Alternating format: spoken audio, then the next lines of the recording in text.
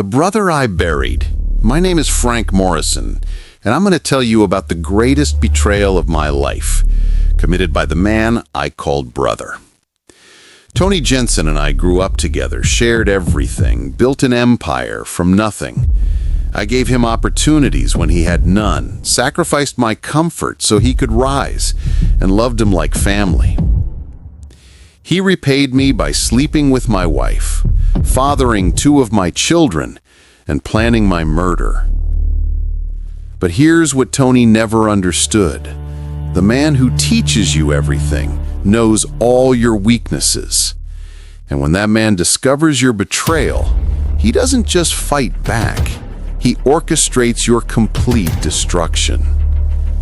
This is the story of how I escaped death, exposed the ultimate betrayal, and served the coldest revenge to the 2 people I trusted most.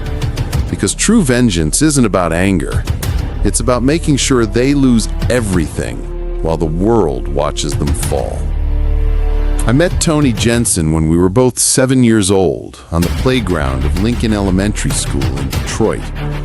He was the kid with holes in his shoes and a lunch that was usually just a peanut butter sandwich, sometimes without the peanut butter.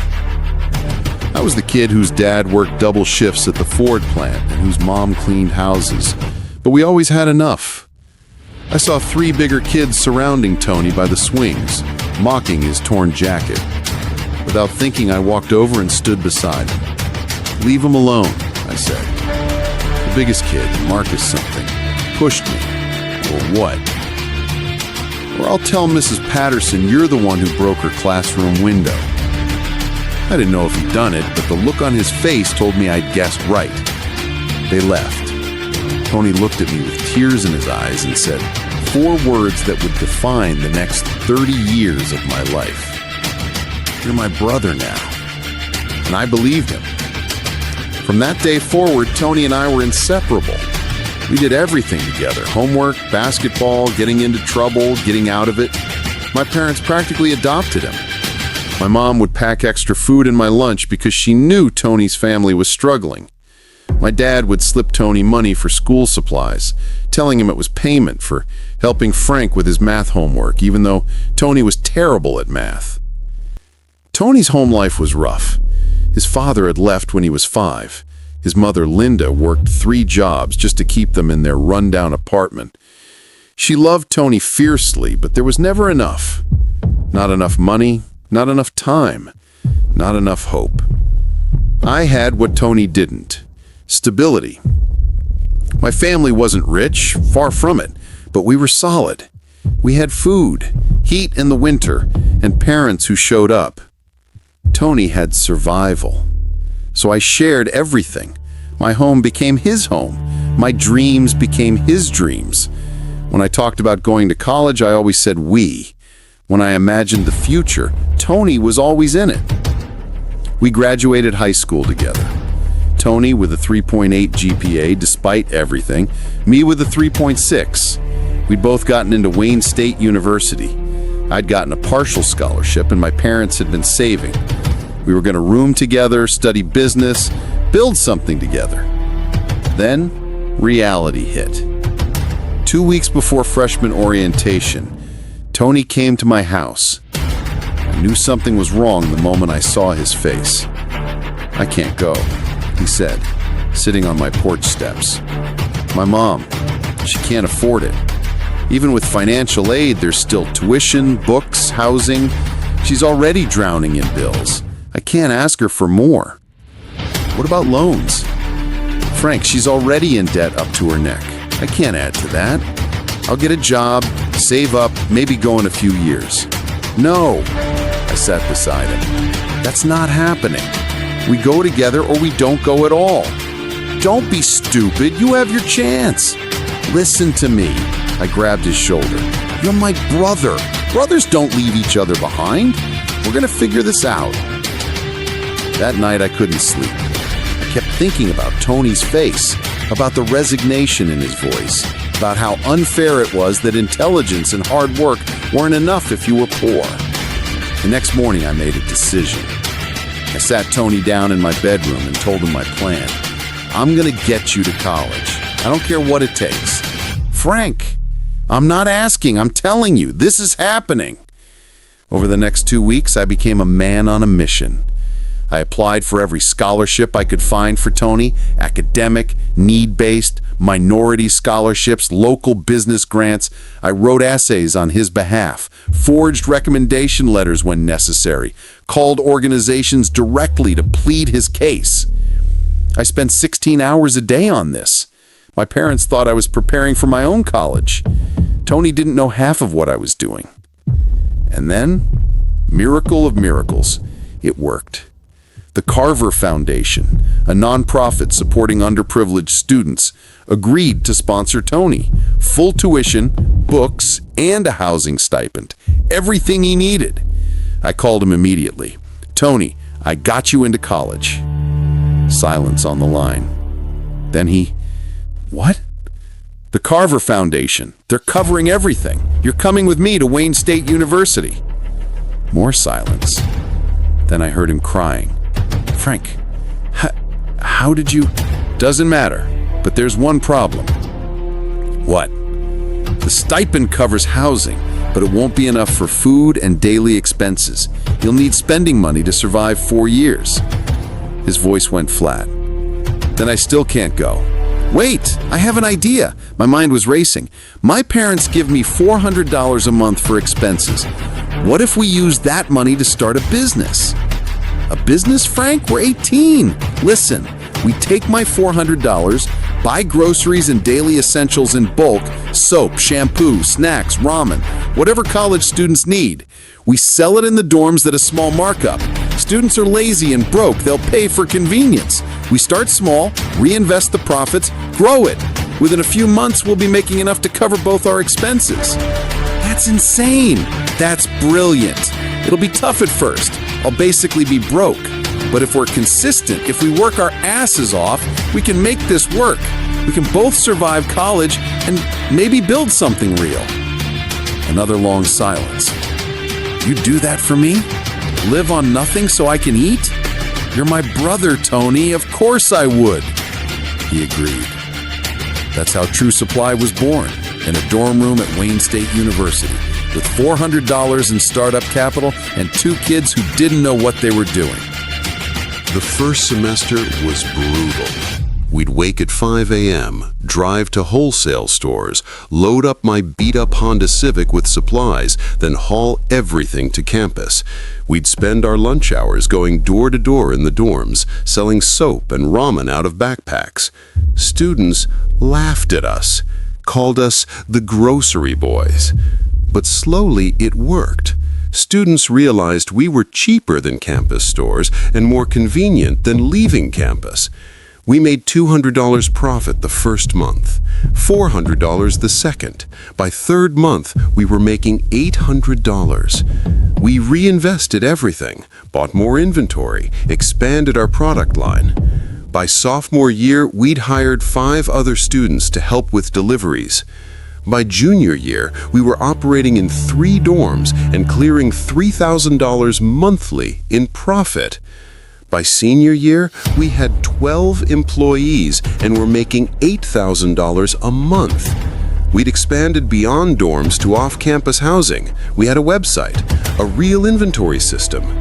We weren't kids playing store anymore. We were running a legitimate business. And we did it together. Tony handled logistics and operations. He was brilliant at efficiency, at finding ways to cut costs without cutting quality. I handled marketing, finances, and expansion strategy. We were perfect partners, yin and yang, brothers in every way that mattered. We graduated with business degrees and a company worth $200,000. Most of our classmates graduated with debt and no job prospects. We graduated with an actual business and a vision to scale it. We're going national, I told Tony the night we graduated, sitting on my apartment balcony with cheap champagne. TruSupply is going to be in every college in America. You really think we can do it? I know we can. As long as we're together, we can do anything. He clinked his plastic cup against mine. Brothers forever, Frank. Brothers forever. That was 15 years ago, and at the time, I believed it with every fiber of my being. Over the next decade, TruSupply exploded. We expanded to 15 universities by year 2, 50 by year 5. We secured venture capital funding, $3 million in our Series A, $12 million in our Series B. We built warehouses, hired hundreds of employees, developed proprietary delivery software. By year 10, TruSupply was operating in 300 colleges across 42 states. We'd expanded beyond basic supplies to electronics, furniture, textbooks, anything college students needed. Our annual revenue hit $80 million. Tony and I were both millionaires by 30. We bought houses in the same neighborhood in Bloomfield Hills, a wealthy Detroit suburb we'd only dreamed about as kids. We drove luxury cars. We wore expensive suits. We'd made it. And we did it together. Tony had married a woman named Rachel, sweet, quiet, a nurse he'd met at a charity event. They had 2 kids. I was godfather to both. I'd married Claire 3 years after Tony married Rachel. Claire was beautiful, intelligent, ambitious, a marketing executive I'd met at a business conference. She was everything I thought I wanted. Sophisticated, driven, from a good family. We had our first daughter, Sophie, a year after we married. Then our second daughter, Madison, 2 years after that. Then our son, Nathan, 3 years after Madison. 3 beautiful children. A perfect family. Or so I thought. Tony was Uncle Tony to my kids. He was at every birthday party, every holiday dinner. Our families vacationed together. Our wives became best friends. Rachel and Claire were always together, shopping, doing yoga, having wine nights. It was perfect. 2 brothers who'd built an empire together, raising their families side by side, living the dream we'd imagined as broke kids sharing ramen in a dorm room. Except it was all a lie. The first crack appeared on a Tuesday morning 3 months ago. I was in my home office reviewing quarterly financials when my phone rang. Unknown number. Mr. Morrison, this is Dr. Patterson from Children's Hospital. Your daughter Madison was brought in an hour ago after a bicycle accident. She's stable, but we need you here immediately. My heart stopped. I'm on my way. I tried calling Claire. No answer. I tried again. Straight to voicemail. I called Tony. He was COO. He could handle the morning meetings. Madison is in the hospital. I need you to cover for me. Jesus, Frank, is she okay? They said she's stable. I'm heading there now. Go. I've got everything here. Call me when you know more. I raced to the hospital, my mind spinning with worst-case scenarios. When I got there, Madison was in a bed with a broken arm and some scrapes, but otherwise fine. She'd been riding her bike when she swerved to avoid a car and crashed into a tree. "Where's Mom?" she asked, her eyes red from crying. "I'm trying to reach her, sweetie. She'll be here soon." But Claire didn't answer, not for 2 hours. When she finally called back, breathless, she said, "Oh my God, Frank, I'm so sorry. My phone died. I was at yoga. Is Maddie okay?" "She's fine. Broken arm. Where are you?" "I'm coming right now." She arrived 30 minutes later, flustered and apologetic. She hugged Madison, cried, told me she felt terrible for not being reachable. I believed her. Why wouldn't I? That something bothered me. A tiny detail I couldn't quite place. Her hair was wet. She'd said she was at yoga and she'd showered after. That made sense. But her gym bag, usually stuffed and messy, looked almost empty when she dropped it by the hospital chair. I pushed the thought away. My daughter was hurt. That's all that mattered. But the thought came back 2 weeks later. I came home early from work. A meeting had been canceled, and the house was empty. Claire's car was in the driveway, but she wasn't home. I called her. "Hey, where are you?" "Oh, I'm at Rachel's. Girl talk. I'll be home in an hour." "Okay." "Need me to pick up anything for dinner?" "No, I'll cook when I get back." I hung up and decided to surprise Rachel and Claire, maybe take them both out for dinner. Tony was traveling for business, and I knew Rachel got lonely when he was gone. I drove to Rachel and Tony's house, a beautiful colonial 15 minutes away. Rachel's car was in the driveway. I rang the doorbell. Rachel answered, looking confused. "Frank, what are you doing here?" "I came to surprise you and Claire, take you both out to dinner." Rachel's face went pale. "Claire's not here." "What?" I said She's not here, Frank." Rachel's voice was firm, almost panicked. "She left an hour ago." I stared at her. "She told me she was with you, just now, on the phone." Rachel's eyes widened. Then she composed herself. "Oh, she was here, earlier, for lunch. She must have meant, I don't know, maybe she went shopping after."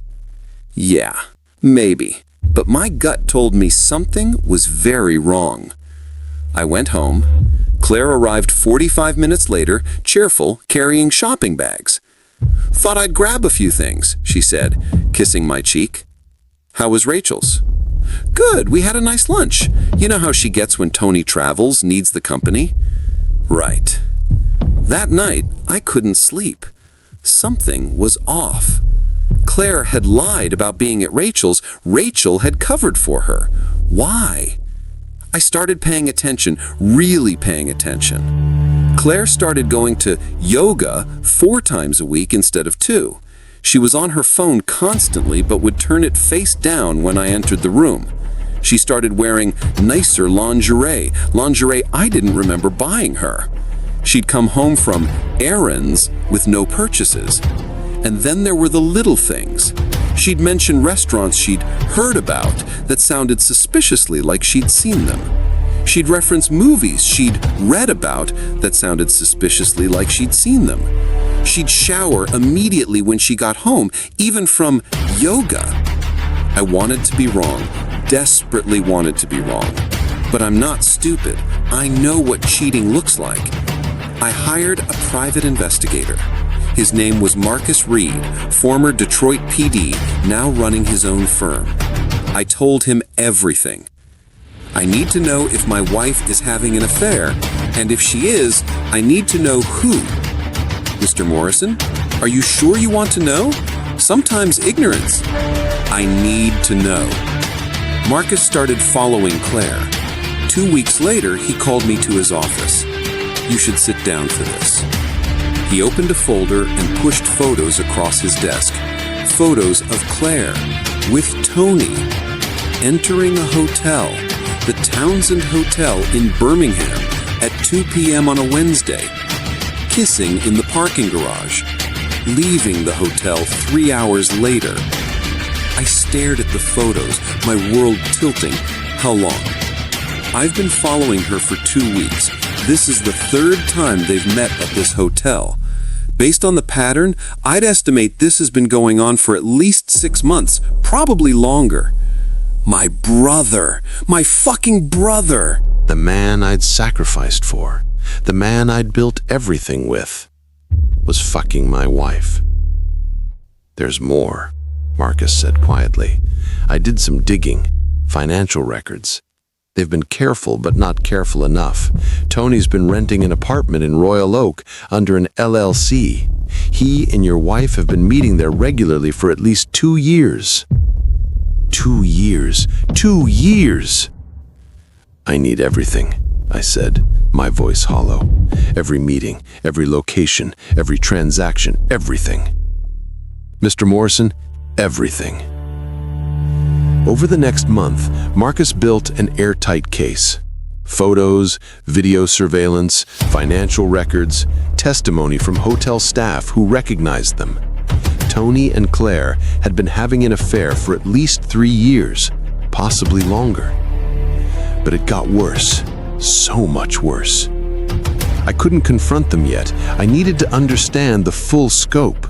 So I did something I never thought I'd do. I installed monitoring software on Claire's phone while she slept. What I found destroyed me. Text messages between Claire and Tony, thousands of them, going back 4 years. Messages about how much they loved each other, how they couldn't wait to be together for real, how hard it was to pretend. And then I found messages that made my blood turn to ice. Claire, I can't do this anymore. Living a lie. I want to be with you. Tony, I know, baby. Soon. We just need to be patient. Claire, how much longer? I want a life with you, not stolen hours. Tony, let me think. Maybe there's a way to make this happen sooner. That message was from 8 months ago. Then, 6 months ago. Tony, I talked to someone. There might be a way. Claire, what do you mean? Tony, nothing direct, but an accident. Something that wouldn't raise questions. Claire, are you serious? Tony, the business is worth 200 mil. My shares are 45%. His shares are 45%. If something happened to Frank, his shares would go to you as his wife. Then you and I could be together, and we'd control 90% of the company. Claire, Tony, that's insane. Tony, just think about it. I read that message 10 times, my hands shaking. They were planning to kill me. My wife and my best friend were planning to murder me for money, and so they could be together. I kept reading. The messages got more detailed. Tony, carbon monoxide, in the garage. It would look like an accident. Fell asleep with the car running. Claire, too risky. What if someone investigates? Tony, then something else. A car accident. Brakes fail. Happens all the time. Claire, I'm scared. Tony, I know, but Frank, he's standing in the way of our happiness, of our future. Claire, what about the kids? Tony, they'll be fine. They'll have you and me. We'll take care of them together. I had to run to the bathroom to vomit. The messages continued for months. They discussed methods, timing, opportunities. It was all theoretical, no concrete plans yet, but the intent was clear. They wanted me dead. And then I found something that nearly broke me completely. 3 months ago, Claire had sent Tony a message with an attachment, a DNA test result. Claire, you need to see this. The attachment showed DNA test results for Sophie and Madison, my 2 daughters. Neither of them was mine. They were Tony's. I sat on my bathroom floor shaking, trying to process it. Tony had been sleeping with Claire for at least 10 years. He was the biological father of my first 2 daughters. Only Nathan, my son, was actually mine. Everything I thought I knew about my life was a lie. My wife had been cheating on me for a decade. My daughters weren't my daughters. My best friend, my brother, had betrayed me in every way possible, and now they were planning to kill me. I should have gone to the police, should have confronted them, should have done something rational. But I didn't, because I realized something. If I confronted them now, they'd just deny it. They'd lawyer up. They'd make it a he said, she said. And even if I could prove the affair, I couldn't prove they were actually planning to kill me. The messages were just talk, a good attorney would argue. Fantasy, not intent. And even if I divorced Claire and cut Tony out of the business, they'd still have each other. They'd still have taken 10 years of my life. They'd still have destroyed everything while I trusted them. No, that wasn't justice. Justice would be cold, calculated, complete. I would let them think they'd gotten away with it. Let them think I was still the trusting fool who'd never suspect his wife and best friend. And then I would destroy them both so thoroughly they'd wish they'd never been born. I kept acting normal, kissed Claire goodbye every morning, worked alongside Tony every day, planning strategy, laughing at his jokes, calling him brother. I played with Sophie and Madison, knowing they weren't mine, but loving them anyway, because it wasn't their fault. And in secret, I planned. First, I needed to protect myself. If they were planning my murder, I needed insurance. I copied every message, every photo, every piece of evidence Marcus had gathered. I stored it in multiple locations, cloud storage, physical copies, and a safety deposit box with my attorney. I wrote a detailed letter explaining everything and gave it to my lawyer with instructions. If anything happens to me, anything suspicious, release everything to the police, the media, and the board of TruSupply. Tony and Claire would go to prison if they killed me. They'd get nothing. That would keep me alive while I planned the rest. Second, I needed to understand the full extent of the betrayal. How long had this been going on? Who else knew? What other lies had they told? I hired 2 more investigators. Together, they built a timeline. Tony and Claire had started their affair 11 years ago, just 6 months after Claire and I married. It had started at a company retreat where I'd gotten food poisoning and spent the night vomiting in our hotel room while everyone else partied. Tony had taken care of Claire, made sure she wasn't bored. They'd been sleeping together ever since. Sophie was born 9 months after that retreat. She was Tony's from the beginning. Madison was conceived 2 years later during another company trip where Tony and Claire had snuck away. Only Nathan, my son, was mine. For 11 years, I'd been raising Tony's children, trusting Tony with my business, sharing everything with him, while he fucked my wife and plotted to kill me. The rage I felt was beyond description, but I kept it cold, kept it controlled, because rage without strategy is just chaos, and I needed to be surgical about this. Third, I needed to prepare my counterattack. I couldn't just expose them. That was too simple, too clean. They'd lose some reputation, but they'd still have each other, still have money from selling their shares, still have some kind of life. No, I needed to take everything. The business, the money, their freedom, their futures, everything. I started with the business. Tony and I owned 45% of TruSupply.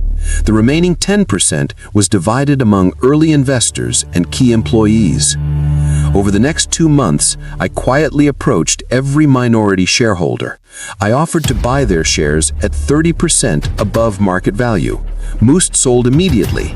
It was too good a deal to refuse. By the time I was done, I owned 54% of TruSupply. Tony still had 45%, but I had controlling interest. He didn't notice. Why would he? We'd always made decisions together. He trusted me. Fourth, I started documenting every questionable thing Tony had ever done in the business. And there was more than I'd realized. Tony had been skimming. Not much, just enough to avoid detection. $50,000 here, $30,000 there, hidden in expense reports and consulting fees to fake companies. Over 10 years, he'd stolen nearly $2 million from TruSupply. I documented all of it. Every fake invoice, every suspicious transaction. I also discovered he was having another affair with our VP of operations, a woman named Sandra. He'd gotten her pregnant 2 years ago and paid for an abortion, using company funds to hide the payment. Tony wasn't just betraying me, he was betraying everyone. Fifth, I needed to prepare the divorce. I met with the best divorce attorney in Michigan, a shark named Patricia Chen, who'd never lost a high asset case. Here's the situation, I told her, showing her everything. My wife has been cheating on me with my business partner for over a decade. 2 of my 3 children aren't biologically mine, though I've raised them as mine. They're planning to kill me for my money. I need to divorce her and make sure she gets nothing. Patricia's eyes widened as she reviewed the evidence. Mr. Morrison, this is extraordinary. The affair alone gives you grounds for an at-fault divorce in Michigan, which means she'd get far less than half. The murder plot, even if it's just discussed, not attempted, shows criminal intent. And the paternity fraud is its own issue. We can absolutely destroy her in court. Good. I also need full custody of Nathan, and I want to pursue fraud charges for the paternity deception. Done. Give me 2 weeks to prepare the filing. Sixth, I needed to handle Tony. Exposing the affair would hurt him, but I needed more. I needed to ruin him completely. I met with our company's board of directors privately, without Tony. I showed them the evidence of his embezzlement, his affairs with employees, his misuse of company funds. I'm calling for an emergency vote to terminate Tony Jensen as COO, forfeit his equity for cause, and ban him from any future involvement with TruSupply. I'm also referring his embezzlement to law enforcement. The board was shocked, but the evidence was irrefutable. They voted unanimously to remove Tony and seize his shares for cause under our operating agreement, which stated that any partner who committed fraud or embezzlement forfeited their equity. Tony's 45% stake, worth approximately $90 million, would be redistributed to remaining shareholders.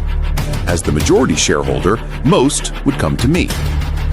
Finally, I needed to orchestrate the reveal. I wanted them to know I knew, wanted them to see everything crumble, wanted them to understand the price of betrayal. I planned it for a Friday evening. I invited Tony, Claire, and Rachel to our house for dinner, a family celebration of TruSupply's latest milestone. Tony and Claire had no idea what was coming. That Friday, everything was perfect.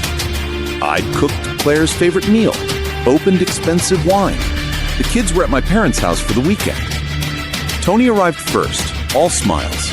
"Brother, ready to celebrate?" "Always," I said, hugging him, feeling his arms around me and thinking, "You wanted to kill me." Claire was radiant in a blue dress. She kissed me, told me she loved me. I kissed her back. Rachel arrived last, looking uncomfortable. She knew something was wrong. I'd been cold to her on the phone when I'd invited her, and she'd probably sensed the tension. We sat down to dinner, made small talk, drank wine, and then as we finished the main course, I stood up. "I want to make a toast to Tony, my brother, my best friend, the man I've trusted with everything."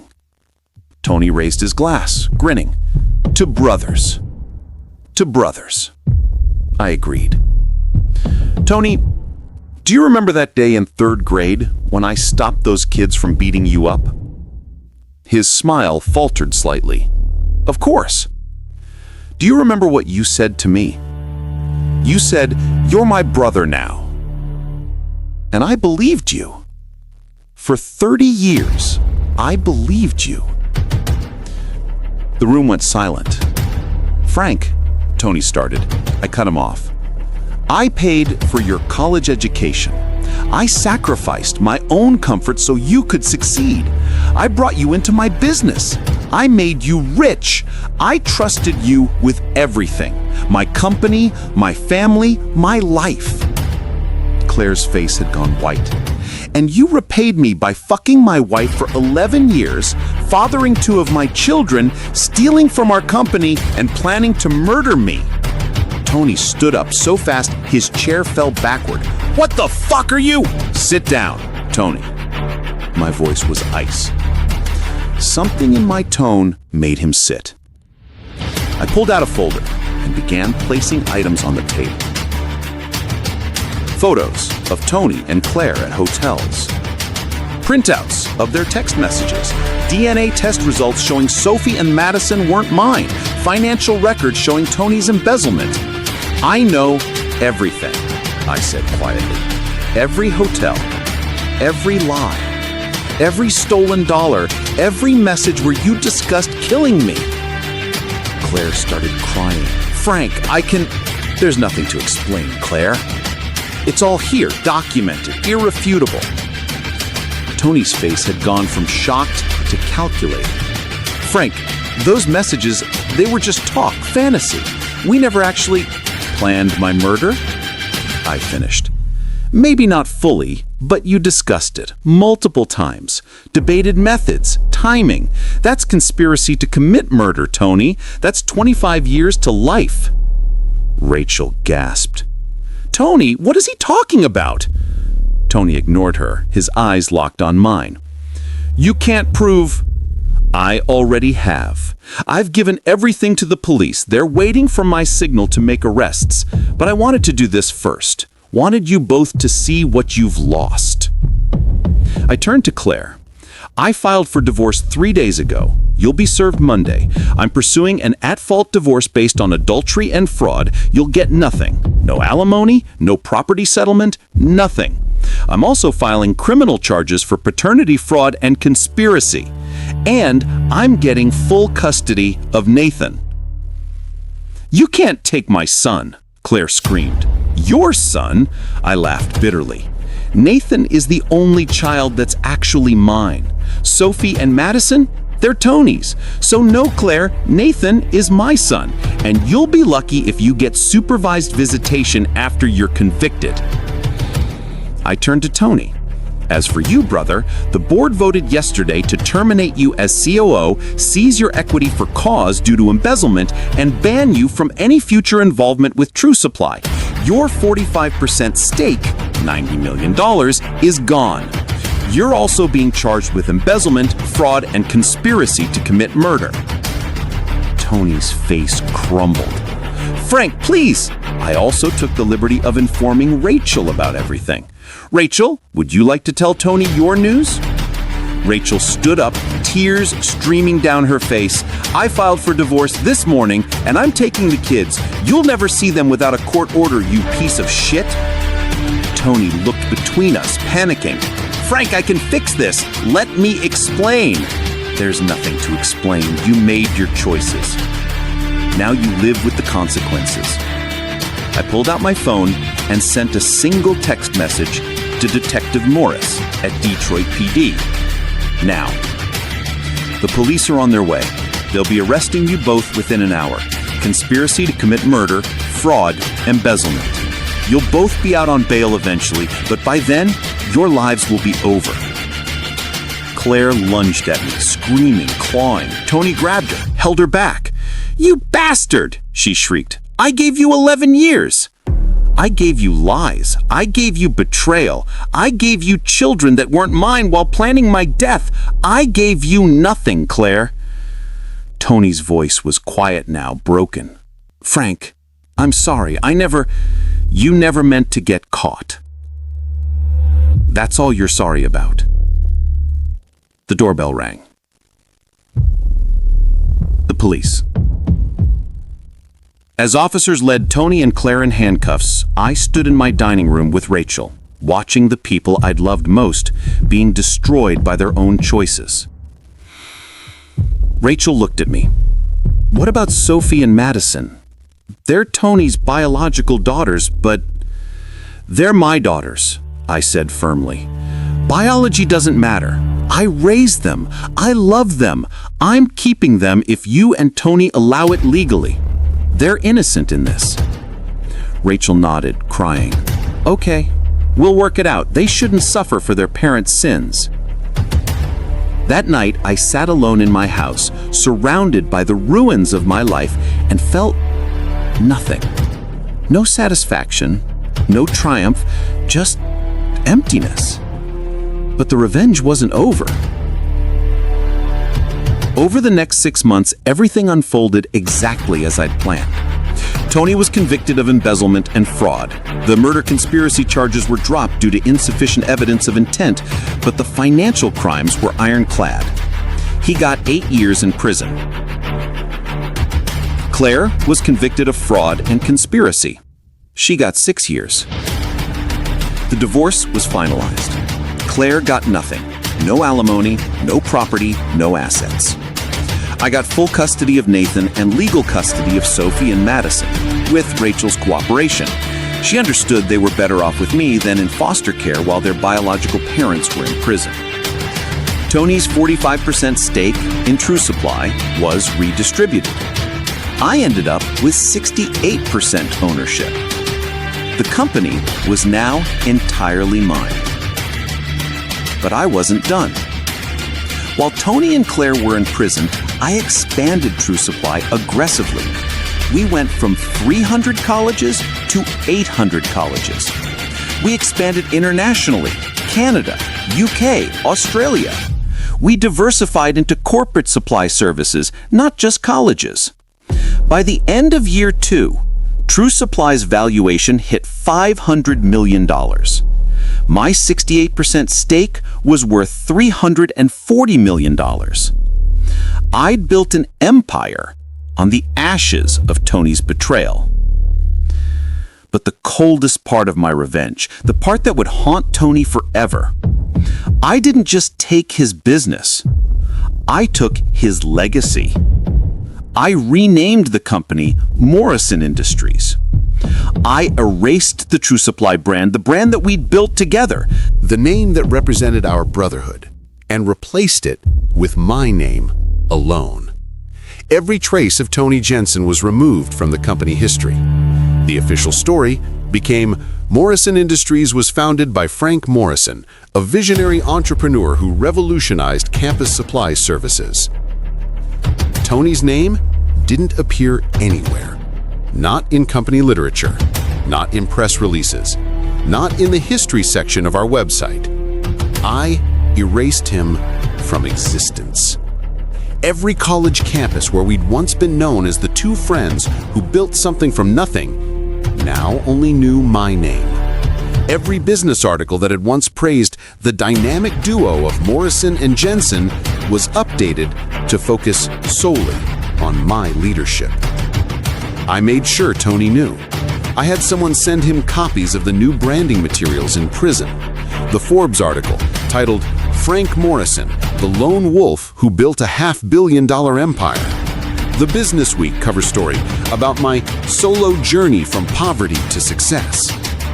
I wanted him to see what I'd built without him. Wanted him to know that everything he thought he'd contributed was meaningless, that I was the architect and he'd just been holding the tools. But the cruelest twist? The one that would destroy him every single day for the rest of his life? I made sure Sophie and Madison knew the truth. Age appropriately, carefully, with therapists involved. They knew Tony was their biological father, but I also made sure they understood that biology doesn't make you a father. That the man who raises you, who loves you, who shows up every day, that's a father. And I was their father. They chose to keep my last name, Morrison, not Jensen. When Sophie turned 16, she wrote Tony a letter in prison. I didn't ask her to do it. She did it on her own. She sent me a copy. It said, "Dear Tony, I know you're my biological father, but you're not my dad. My dad is Frank Morrison, the man who raised me, who taught me to ride a bike, who stayed up with me when I had nightmares, who has been there for every moment of my life. You were his best friend. He trusted you. He gave you everything, and you betrayed him and broke our family. I don't hate you, but I don't want a relationship with you either. You made your choices. Now we've made ours. Don't contact me again. Sophie Morrison." Madison sent a similar letter 6 months later. When I heard about this, I sat in my office and cried for the first time since everything fell apart. Not tears of sadness, tears of relief. My daughters had chosen me. Despite everything, they'd chosen love over biology. Tony's punishment wasn't just prison. It was knowing that the children he'd fathered, the secret family he'd built with my wife, wanted nothing to do with him. That they'd chosen the man he'd betrayed over the man who had created them. That was the coldest revenge of all. Rachel divorced Tony while he was in prison. She got full custody of their 2 children and moved across the country to Oregon. She changed their last names and made sure they'd never have contact with Tony again. Tony lost everything. His business, his fortune, his freedom, his wife, his children, his legacy. Everything. And I made sure he knew it was his own fault. 3 years into his sentence, Tony wrote me a letter. It was forwarded through my lawyer. Against my better judgment, I read it. "Frank, I know you'll probably throw this away without reading it, but I have to try. I have to tell you I'm sorry. I don't expect forgiveness. I don't deserve it. What I did to you, to us, was unforgivable. You gave me everything. You saved my life. You were my brother in every way that mattered, and I destroyed that. I tell myself I don't know how it happened, how I went from being your best friend to being the person who betrayed you. But that's a lie. I know exactly how it happened. Jealousy, resentment, greed.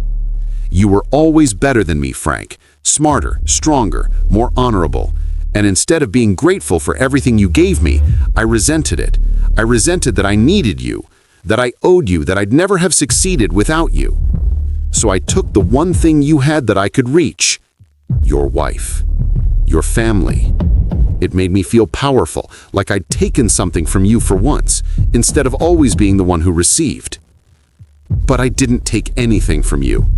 I destroyed myself, and I deserve everything that's happened to me. I'm not asking for forgiveness. I'm just asking you to tell Sophie and Madison that I love them, that I know I never really was their father, but I do love them. And I'm sorry I destroyed their family. I'm sorry, Frank, for everything. You deserved better. You deserved a real brother. Tony. I read that letter 3 times. Then I burned it. Because apologies don't undo betrayal. Regret doesn't restore trust. Sorry doesn't rebuild what was destroyed. Tony was sorry because he got caught. Because he lost everything. Because he was sitting in a prison cell instead of running a billion-dollar empire. He wasn't sorry when he was fucking my wife.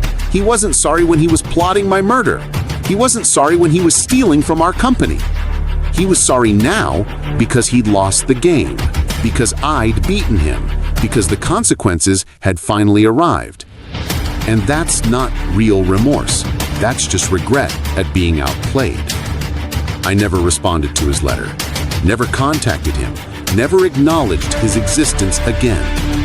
Because the coldest revenge isn't violence or hatred. It's indifference. It's showing someone that they no longer matter to you at all. Claire got out of prison after serving 4 years, early release for good behavior. She tried to see the kids. Nathan refused. Sophie and Madison refused. The court had given her visitation rights, but the kids were old enough to choose, and they chose not to see her. She tried to contact me through lawyers, asking for financial support, claiming she couldn't find work with a criminal record. I had my lawyer send a 1-sentence response. You should have thought about that before committing fraud and conspiracy. She ended up working at a call center in Flint, making $12 an hour, living in a studio apartment in Flint's West Side. She'd once lived in a mansion, driven a Mercedes, worn designer clothes. Now, she had nothing. And it was entirely her own doing. Tony got out after serving 6 years. I heard through mutual acquaintances that he tried to find work in business consulting, but no one would hire him. A convicted felon, an embezzler, a man who had betrayed his best friend and business partner. He ended up working as a warehouse manager at a distribution center, making $45,000 a year, living in a small apartment in Detroit's West Side. The man who had once been worth $90 million was now barely making ends meet. I could have felt satisfaction, could have gloated, could have rubbed him his face in his failure. But I didn't, because by that point, 5 years after the betrayal, I'd moved on.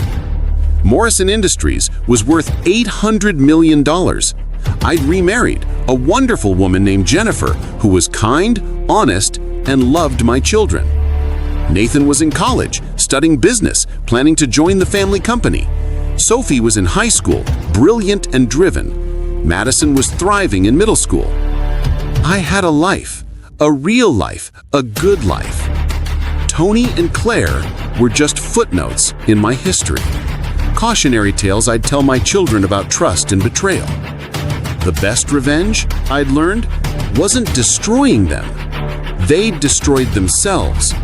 The best revenge was building something so successful, so beautiful, so complete that their betrayal became irrelevant. The best revenge was being happy. But there was One final twist. One last piece of cold vengeance I'd saved for years. 10 years after everything fell apart, Morrison Industries went public. IPO price, $42 per share. The company was valued at $1.2 billion on opening day. My 68% stake was worth $816 million. I'd become a billionaire. The business we'd started with $400 in a college dorm room, the business Tony thought he'd stolen from me, had made me one of the richest people in Michigan. And Tony was still working at that warehouse, making $50,000 a year after a small promotion. On the day Morrison Industries went public, I did something I'd planned for years. I bought a full-page ad in the Detroit Free Press, the Wall Street Journal, and Forbes. The ad was simple, just a picture of me and Tony from our college days standing in front of our first dorm room delivery truck, young and hopeful, brothers in every sense of the word. And below the photo, one sentence: to Tony Jensen. Thank you for teaching me that the only person you can truly trust is yourself. Morrison Industries, Frank Morrison, founder and CEO. I made sure he'd see it, made sure everyone who ever knew us would see it. That was the final nail, the ultimate humiliation, using our old friendship photo, the symbol of everything we'd built together, to publicly thank him for his betrayal. Because his betrayal had made me stronger, had taught me to rely on myself, had forced me to become the kind of man who could build a billion-dollar empire alone. In a twisted way, Tony had given me the greatest gift possible, proof that I never needed him. I heard he saw the ad, heard he broke down crying in front of his coworkers, heard he took a week off work for mental health reasons. Good. Let him feel it. Let him know that even his betrayal had been turned into my victory. That night, I sat on my penthouse balcony, overlooking downtown Detroit, a glass of scotch in my hand, and thought about the 7-year-old kid who'd stood up for Tony on that playground. That kid had been kind, trusting, generous.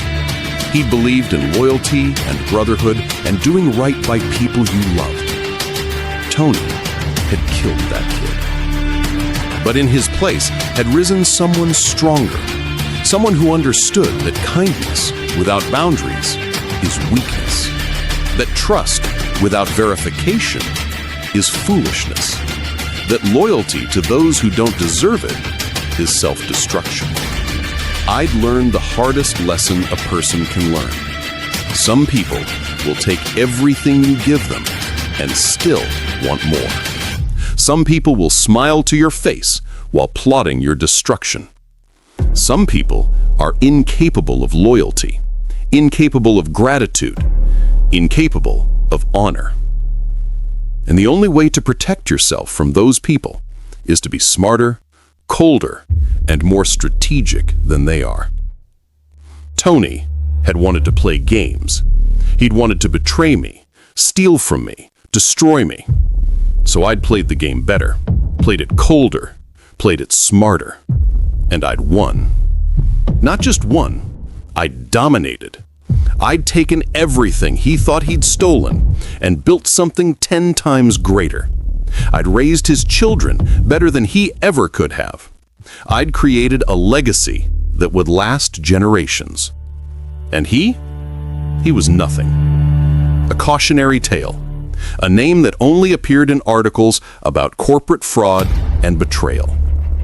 My phone buzzed. A text from Nathan. Dad, saw the ad. Savage. Proud of you. I smiled. My son, my actual son, understood that sometimes the right move is the ruthless move.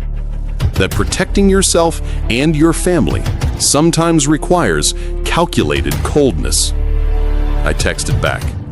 Thanks, son. See you at dinner tomorrow. I had dinner plans with my children, all 3 of them, Sophie, Madison, and Nathan. The family that Tony and Claire had tried to destroy but that I'd saved and strengthened. I had a wife who loved me, a business that was thriving, a future that was bright. And Tony?